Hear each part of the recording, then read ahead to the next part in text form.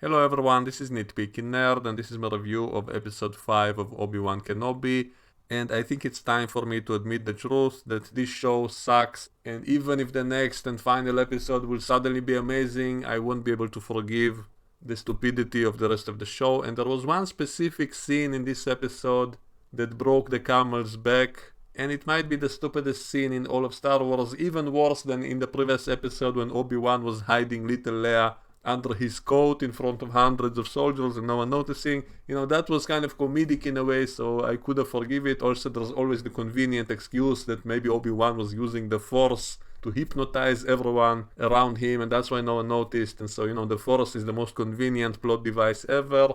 But in this episode, there is a specific scene which was so stupid that it's not even possible to make up any convoluted excuse to try to explain it away.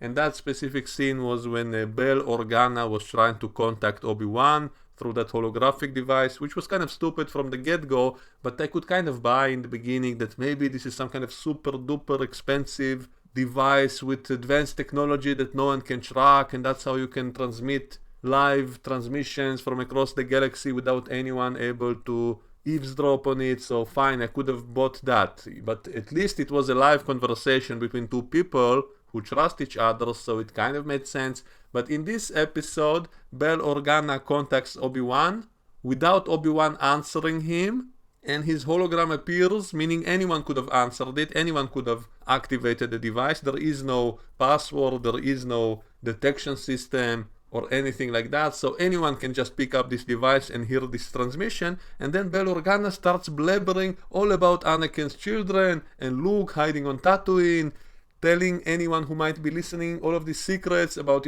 Uncle Owen is hiding Luke on the planet Tatooine. I will go there because you don't answer me, Obi-Wan. I'm worried. I'm really worried you got captured by the Empire.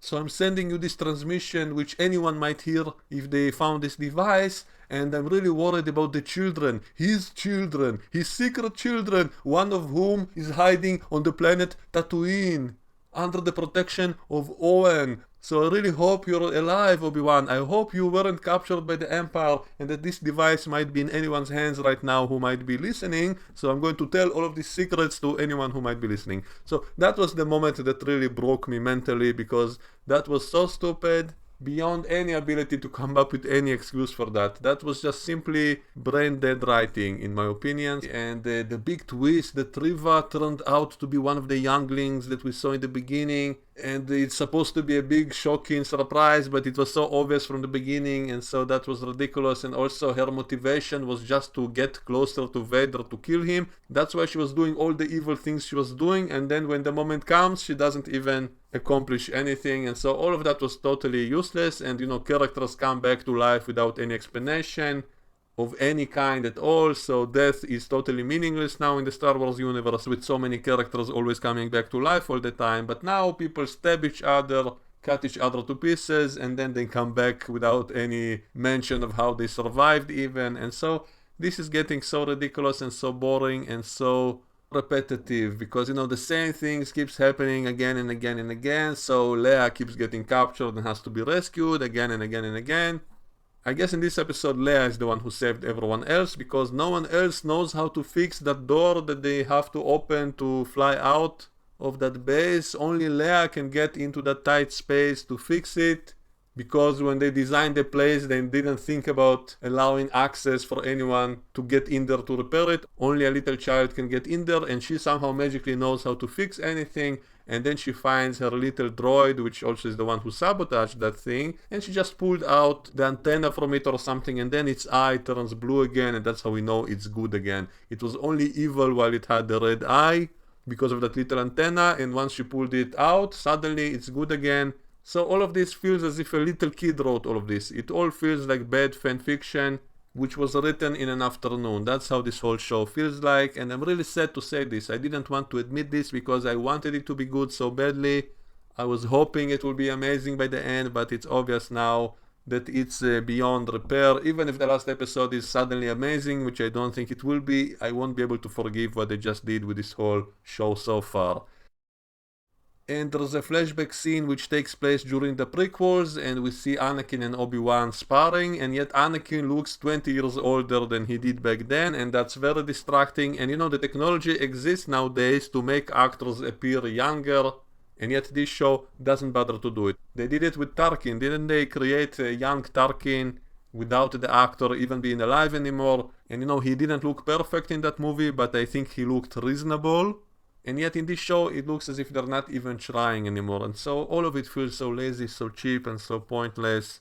And the only bit of dialogue I did like was in the training sequence when Obi-Wan tells Anakin, until you control your ego or something like that, you will always be a pupil. So at least that kind of explains that dialogue in A New Hope when Vader says that only now he's no longer the pupil. So maybe it was all a reference to that lesson that he told him once, and so I guess that can be fine. So that's the only kind of moment with any cleverness in the dialogue, but maybe even that was a coincidence.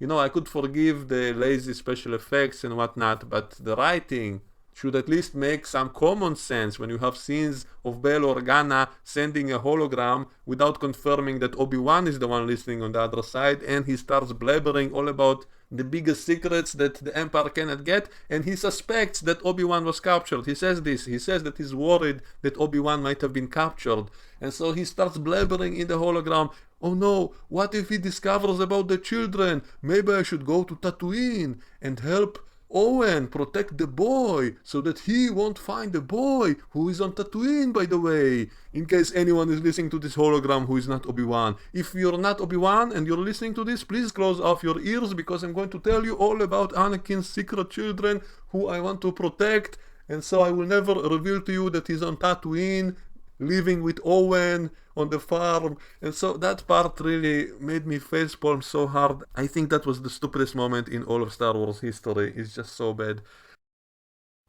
So anyway, in short, I think this show sucks. It's beyond repair at this point because of the stupidity of the writing. And I guess some scenes, some moments here and there can be good by themselves, like that scene of Obi-Wan and Anakin could have been good if at least they de-aged Anakin so that it could look as if it can fit in the prequels. I guess fans will fix that. Fans will do it on their own free time to make that scene better, which the show itself didn't bother to. So anyway, I think this show mostly sucks, and it was a giant waste of time and a missed opportunity. That's my opinion. Let me know what you think, and we can discuss all of this in the comments below. And I will see you all next time. Bye bye.